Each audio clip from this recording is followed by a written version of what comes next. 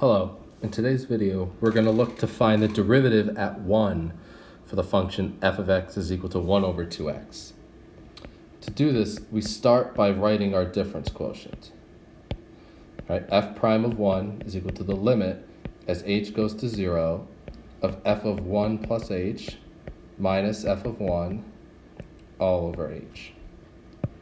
And so again, we want to be careful when we translate this. I'm going to take my 1 plus h and plug that quantity in for x. So it becomes 1 over 2, 1 plus h, minus 1 over 2 times 1, all over h. And we know we're really going to want to simplify our difference quotient.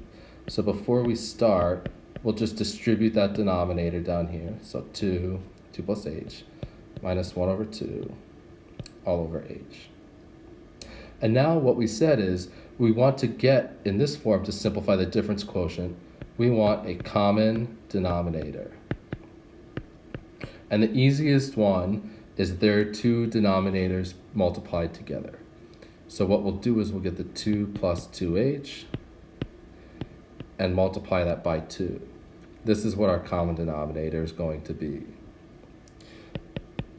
But our trick is not getting the actual common denominator. It's by taking that quantity and multiplying the top and the denominator by that quantity. 2 plus 2h times 2. Again, that's all over h.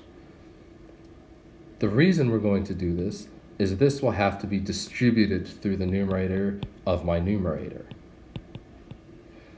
I'll get 2 plus h, 2 plus 2h, times 2, all over 2 plus 2h, minus 2 plus 2h, times 2, all over 2, all over, and now when I multiply that h, I don't want to distribute or bring that in anyway, because I know that h is eventually going to be canceled.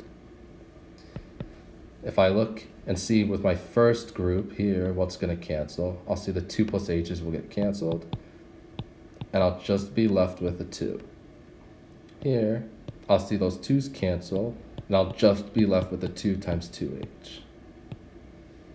All over h, 2 plus 2h times 2. Now we can distribute that negative. I get 2 minus 2h, all over h, 2 plus 2h times 2 equals the limit as h goes to 0. These 2's will cancel. I'll be left with negative 2h all over h, 2 plus 2h times 2. And again, if I look to see now what cancels, this h will cancel, these 2's will cancel, that negative stays, so I'm left with negative 1 over 2 plus 2 times h. And if I let h go to 0, well, what I'll just get is negative 1/2. And that will be the slope of the tangent line at the point of 1. Thank you, and I hope this was helpful.